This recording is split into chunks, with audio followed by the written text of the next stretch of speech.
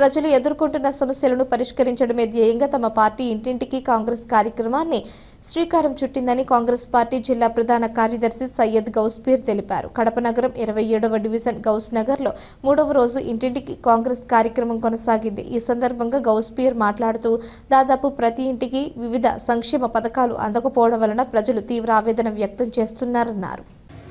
వీళ్ళు ఈ ప్రాంతీయ పార్టీలు ఏవైతే ఉన్నాయో కూటమి కానీ వైసీపీ కానీ వీళ్ళ ప్రభుత్వంలో వాళ్ళ మీద కక్ష సాధింపు చేసినారని వాళ్ళ ప్రభుత్వంలో వీళ్ళ మీద కక్ష సాధింపు చేసుకోవడంలో బిజీగా ఉండాలి. కానీ వీళ్ళు అధికారం తీసుకుని ప్రజల ఓటు ద్వారా ఒకరి మీద ఒకరు కక్ష సాధింపులో బిజీగా ఉండారు. కానీ ప్రజల గోలు పట్టించుకునే దానికి ప్రజల కోసం వాళ్ళు అధికారం తీసుకొని ప్రజలకు ఏమైనా చేస్తామనే వాళ్ళకు ఆ ఉద్దేశమే లేదు, ఆ విధంగా వాళ్ళు లేనే లేరు.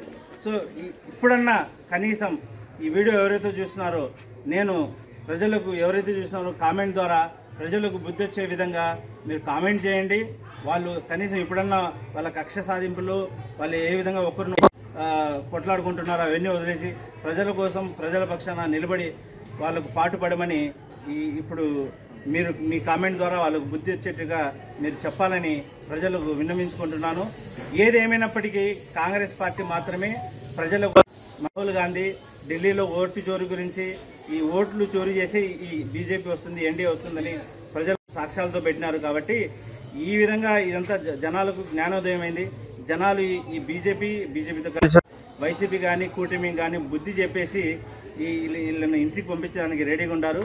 రాబోయే కాలంలో కాంగ్రెస్ పార్టీ ద్వారా మంచి పాలన అందించడానికి కాంగ్రెస్ పార్టీ ఎప్పుడు ప్రజల వైపు ఉందని ఈ సందర్భంగా ప్రజలను నేను తెలుపుకుంటున్నాను. జై కాంగ్రెస్.